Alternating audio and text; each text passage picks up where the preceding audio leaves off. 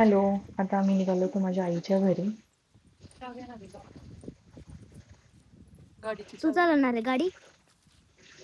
बाबा चालवते की चावी आणा गाडी. तू चालव ये दे.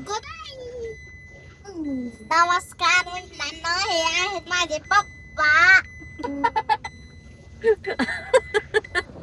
तरी जाता जाता आमचं शेतामधून जातानाचं हे वातावरण आहे, म्हणजे सगळीकडे ऊस वगैरे आहे सासरी.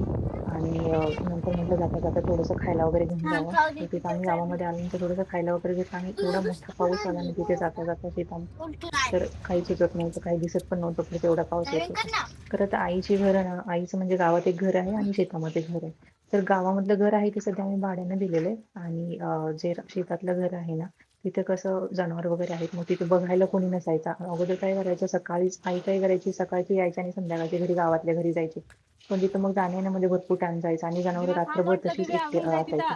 मग भीती वगैरे, आणि जवळ आसपास वस्ती पण नको नव्हती, घसरते त्यामुळे आता ना खूप भीती पावसाचं. लागायची. सो आता तिथं काय केलंय, एक छोटंसं घर बांधलेलं आहे, छोटंसं. तिथेच राहतात आई वडील वगैरे आणि भाऊ वगैरे सगळे तिथेच राहतात. सो इथे तुम्ही बघाल ही विहीर आहे ती खूप वर्षापूर्वीची, म्हणजे आम्ही लहानपणी याच्यामध्ये पोहायचो. तसं मला पोहायला वगैरे येत नाही, जमत नाही, पण जेवढं काही शिकले तेवढंच. दुखत नाही, खरंच नाही दुखत आहे. नंतर आईने मस्त जेवायला बनवलं होतं, अंड्याची भाजी बनवली होती, बेसनच्या वड्या बनवल्या होत्या, चपाती होती, राईस होता.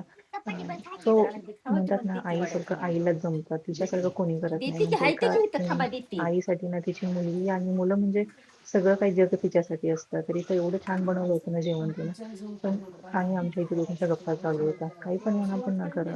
आई आणि मुलीच्या गप्पा म्हणजे एका मैत्रिणीच्या वरच्या गप्पा असतात त्यांच्या. मग आम्ही बोलत बसलो होतो आणि माझ्या मोठ्या मुलीने व्हिडिओ वगैरे काढला होता. पण जाताना एवढं रडायला येत होतं का, तर मुलींना पण जायचं नव्हतं इथून. म्हणजे छोटी मुलगी तर बोलत होती मला इथेच राहायचं, सो इथं तिच्या डोळ्यामध्ये पाणी, ती बोलत होती जायचंच नाही. पण कसं आहे ना, जावंच लागणार, स्कूल वगैरे होती, त्यामुळे आम्ही लगेच रिटर्न आलो तिथून जाऊन.